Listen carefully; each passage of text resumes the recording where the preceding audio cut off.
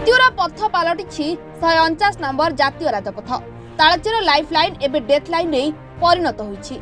जातीय राजपथर संप्रासण में अहेतुक विलंब जोगु अनेक निरीह लोकंक जीवन हानि होछि। कोठी रहिछि समस्या? कोन राज्य और केंद्र मध्य तालमेल रहुनि कि ना किछि कारण रहुछि?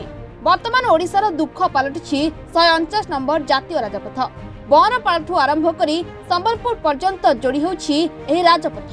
क्रमानुसायी जनसंख्या आरंभ करी शहरीकरण, कोयला परिवहन, गाड़ी चलाचल, शिल्पायन को दृष्टि रखी 2005 मसीह यह रास्ता को 4 थाकिया रास्ता करने को निष्पत्ति नैथिला केंद्र सरकार। मात्र आरंभ हो 12 वर्ष बीतीगला और 2017 मसीह एनएच मरामती अभाव सबू राजपथ मरण जनतार परिणत होइछि। मो अभय पाणी तालचेर जिला क्रिएशन कमिटीर सदस्य। 49 नंबर जातीय राजपथटी बर्तमान मरण जनता पलटि। एठारे दैनंदिन हजार हजार गाड़ी जीवा आसा करूची। एनएच रास्ता हेले सुधा रास्तार शोचनीय दुरवस्था पाई केंद्र सरकार किसी दृष्टि पड़ुनी। जेते दाबी उपस्थापन कले भी किसी पूर्ण सरकार करूना, जोटा कि तालचेरवासी भाग्य नुह तो अति दुर्भाग्य। 149 राजपथ दे सबू दलर राजनैतिक नेता मैंने जीवा आसा कर जनसाधारण भी हजार हजार संख्या गाड़ी मोटर जीवा आसा करुच्ची, किंतु कहीं ये किसी दूरदृष्टि दौना यार समाधान पाई किसी अवलंबन भी करूना।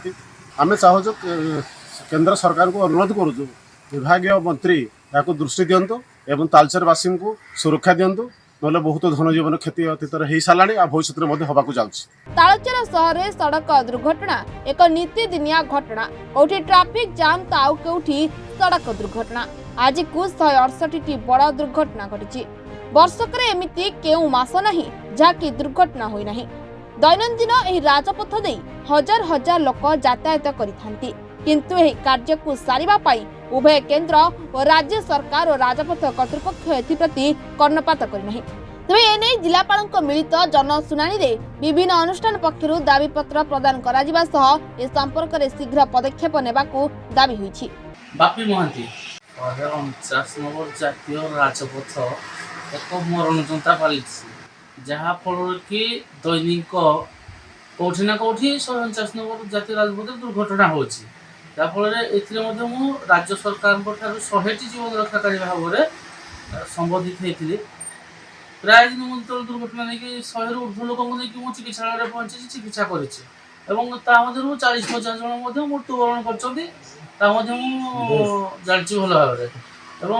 गोटे कथा कहबी जितेबाला आम 149 नंबर जातीय राजपथ रास्ता कड़े जो भाव में रही धूली धुआं से धूली धुआं आपण मैंने देखिए तालचेरवासी पूरापूरी जराजित अवस्था रही।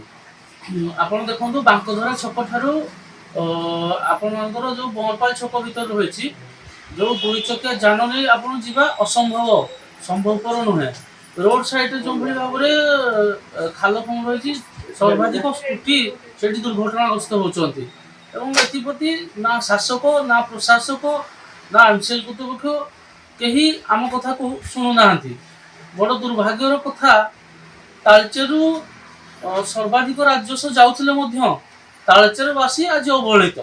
आगामी दिन में जदि या रोका न जाए जो भाव में ओभरब्रिज आम मुख्य रोचे ओभरब्रिज हवा आवश्यकता कहीं तालचेर व्यवसाय कहले कोयला ट्रक एवं ट्रक व्यवसायी भाई मैंने व्यवसाय कर विषय किसी मंतव्य देवा ठीक हेनी।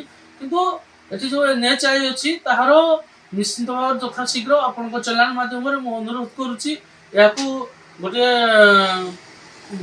ओभरब्रिज करने ओभरब्रिज कले दुर्घटनार हार कमा जाय पारिबो।